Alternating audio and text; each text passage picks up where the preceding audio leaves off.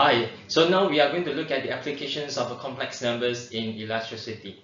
So for the first discussion, we are going to look at the circuits where you only have an inductor. So let's go into this first example. So here we have a pure inductor circuits which is drawn in like this. But in reality, there is no such things as a pure inductor circuits because because you have resistance even if you have a wires, right? Although you don't put a resistor, there is also still a resistance in these circuits. But just for the sake of discussion, let us look at this first simple example. So now you will recall that the inductor, in the case of an inductor, the voltage across the inductor is given by di over dt. So here you multiply with L. So L is the inductance, and I here, this is my instantaneous current. So here you will see that the voltage is going to increase if you have a change in the current. So if your current is constant, for example, you put I equals to 2 milliampere, for example, and you will see that the di over dt is going to be equals to 0, and therefore the voltage across the inductor is going to be equals to 0 as well. So now we know that the V has to be a alternating current, and one way to represent alternating current is by using a sine wave. So we can write this instantaneous current as I equals to I naught sine omega t, and when you take the derivative with respect to t, then you will see that this is omega I naught cos omega t. So cos omega t in this case, this is the same if you write this as a sine omega plus pi over 2t. Right, so this is one way in which you solve electronic circuits without using complex numbers. But you will see in many comments that when you have a more sophisticated circuits, the use of complex numbers will simplify the way in which you solve the problem. Right. So if you want to change this into a complex form, you will realize or you will recall that sine omega t is a part of this ei omega t, but this is going to be the imaginary part. So in this case, if you use a complex form, the solution is going to be at the imaginary part. So here you can change the the instantaneous current I equals to I naught sine omega t as I equals to I naught ei omega t. So here I use a capital I here, which is actually the same as the small letter I over here, except that I do that is because we want to avoid confusion with the small I over here, because this is to represent that this is an imaginary part, right, in the complex numbers, right?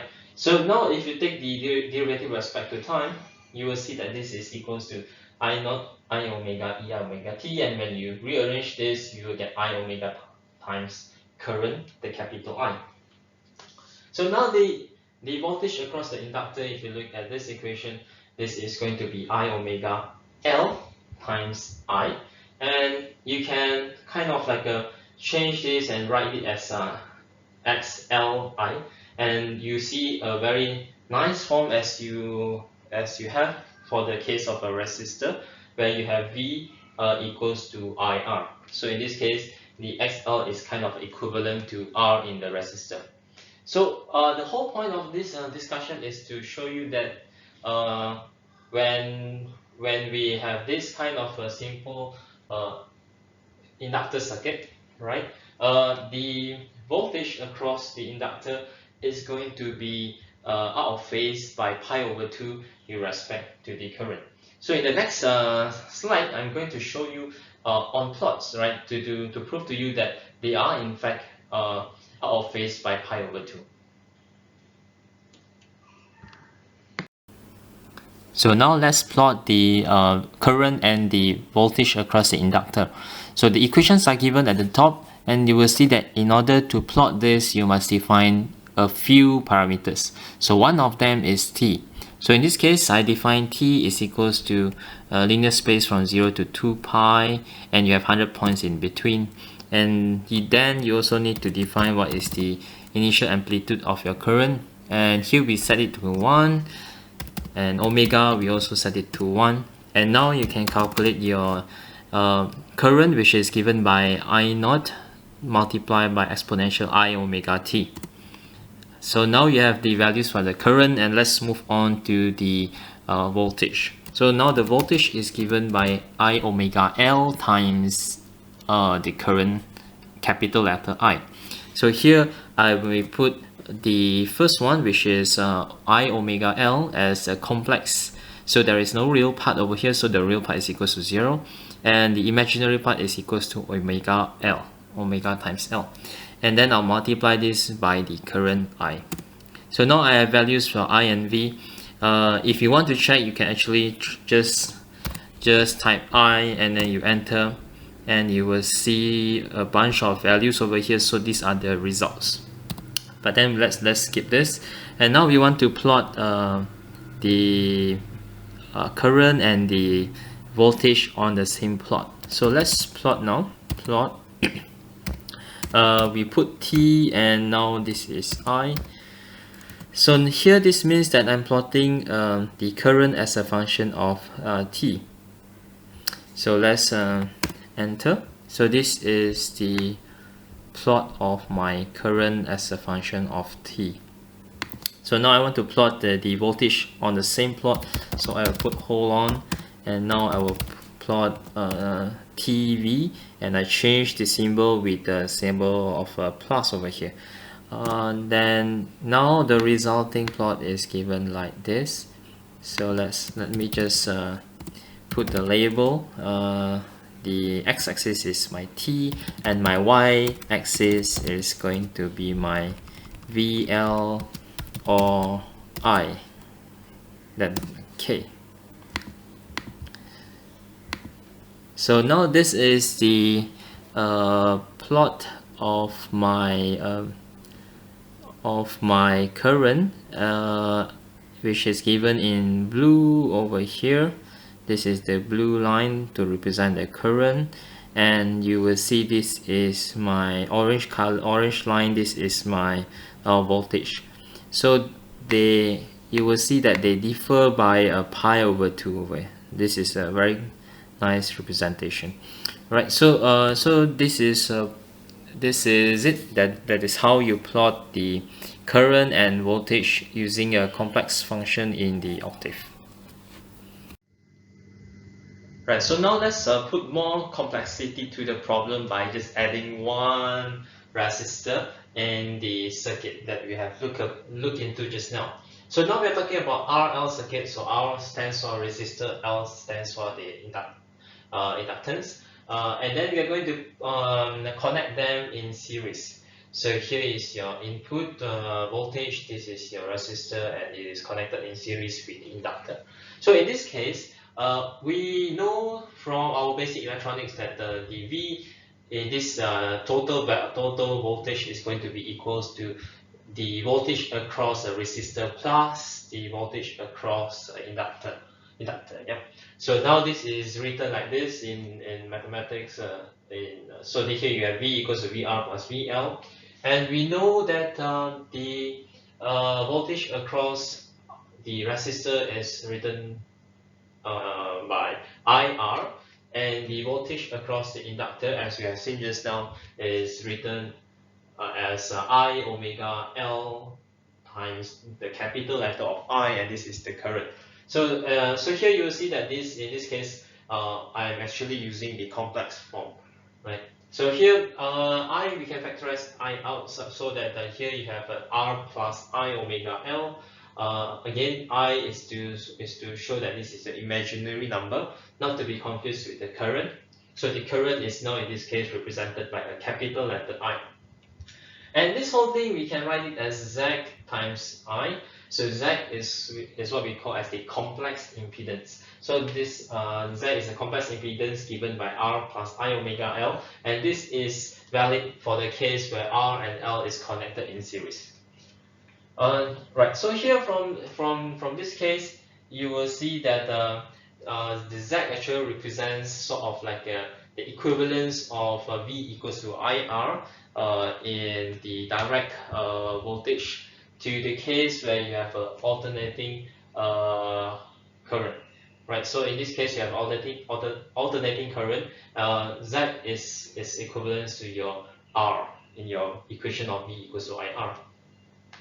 So now this Z, we must know this is a complex number, and we can find the magnitude of the impedance or Z by using what we have learned in the basics of complex number, where the absolute value of Z, which is a complex number, is given by the square root of the complex number multiplied by its conjugate.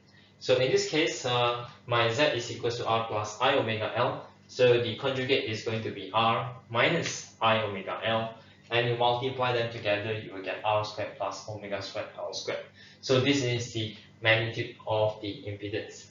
So you can also get this absolute value of the impedance if you look at the problem in the sense of vector. So here you have the complex plane.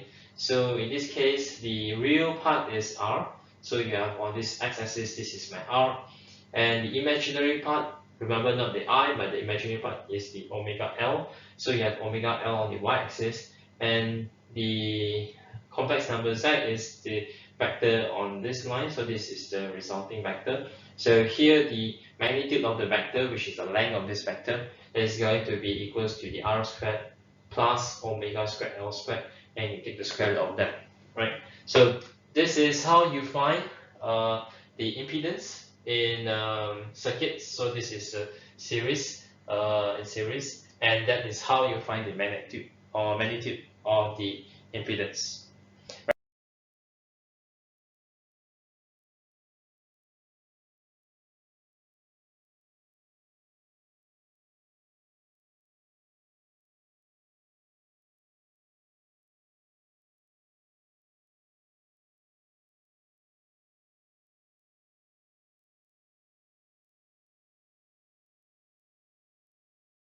So now let's change the orientation of the resistor and the inductor and make them into a parallel circuit. So now you have input voltage over here. This is my resistor and this is my inductor. And this capital I here is to represent the total current, and the amount of current that enters into the resistor is denoted as IR, and the remaining one which goes to the inductor is related as IL. So now in this parallel circuit, as what we have known all this time, is that the voltage across the resistor and the inductor is going to be the same as V. So in this case, this is written as V equals to I with the subscript R to represent the current that enters into the resistor multiplied by the resistance. And this is equals to I omega L times capital IL. So capital IL is to represent the current that enters into the inductor. So as you've seen here, this is in the complex form, right? So now we want to find the impedance of this circuit. So the impedance of the circuit, the way you find it is the same as how you find the R in the case of a parallel resistor, right? So in this case, I denote the impedance in parallel circuit is given by 1 over Z, and this is equals to 1 over R. The R is the one given by the resistor over here, plus 1 over I omega L. And I omega L, we know that this is the kind of like the equivalence of the resistance for the inductor. And then now you just have to multiply both sides, and you will get 1 over Z equals to this expression. And now you just revert, when you revert we bring the Z to the top, and then you revert the denominator and numerator, and then you will get this expression. So now in order to simplify, you can take this to the bottom, so that you divide both the numerator and denominator by this I omega LR, and you will finally get this expression. So this is a complex impedance in the case where my resistor and inductor is connected in parallel. So now you should be able to find the absolute value of this impedance. So this is very straightforward. Now what I want to show to you is how do you find the absolute value of the impedance using kind of like a vector analysis. And what we do is we are going to plot the IR and IL on the complex plane. So if you look at this, you will notice that IR, we take RR as the this is a real value. So real value, we know that in the complex plane, we are going to plot it along the x-axis. Now, on the other hand, the current towards the inductor, we know that the voltage for an inductor is given by di over dt multiplied by L, and for what we call alternating current, we know that this is going to be I omega I times L. So if the L and L is the same, so this part is going to be I omega capital I, right? So this capital I is the current, and now the current is imaginary, right? So it means if I plot the on the complex plane, so my current IL is going towards is going along the y-axis. So the vector over here, this is my I, and now in order to find the magnitude of this I will use I squared equals to IR squared plus IL squared.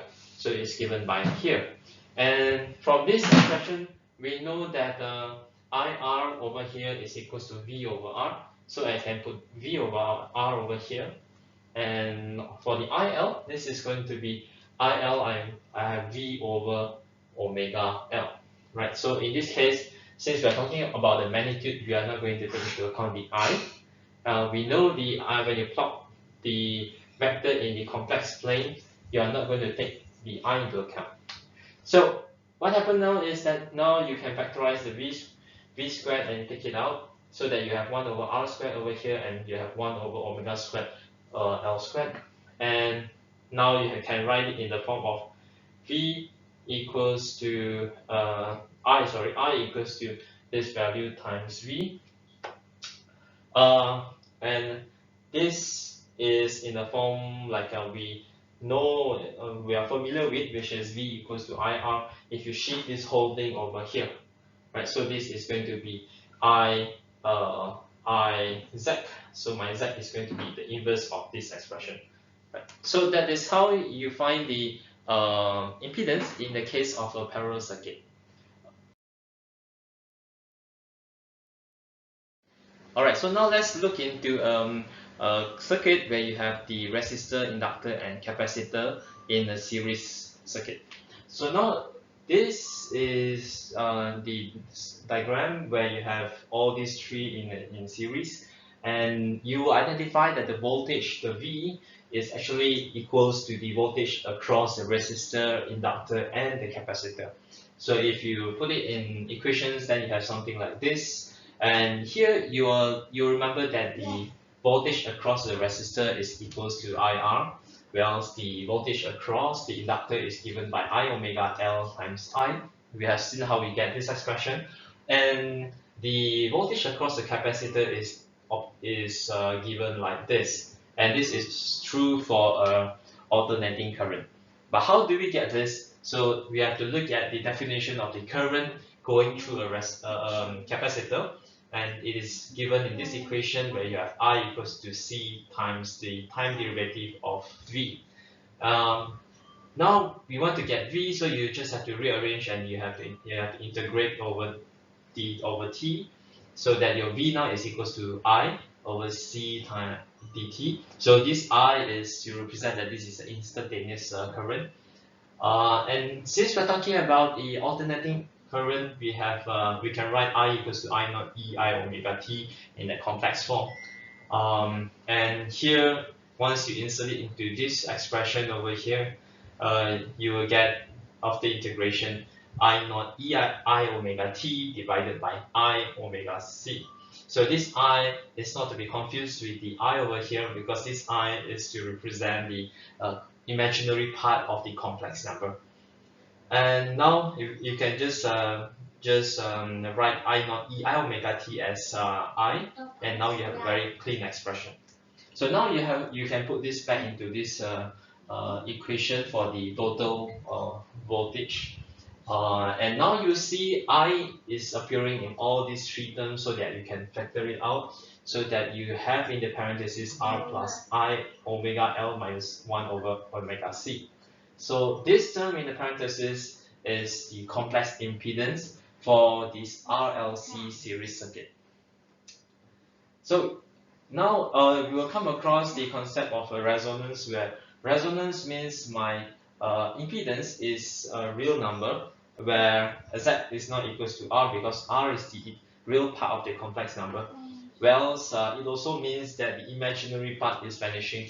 So when the imaginary part is vanishing, omega L minus 1 over omega C is going to be equals to 0. So now once you rearrange the expression a little bit, you will see that omega is equals to 1 over square root of LC.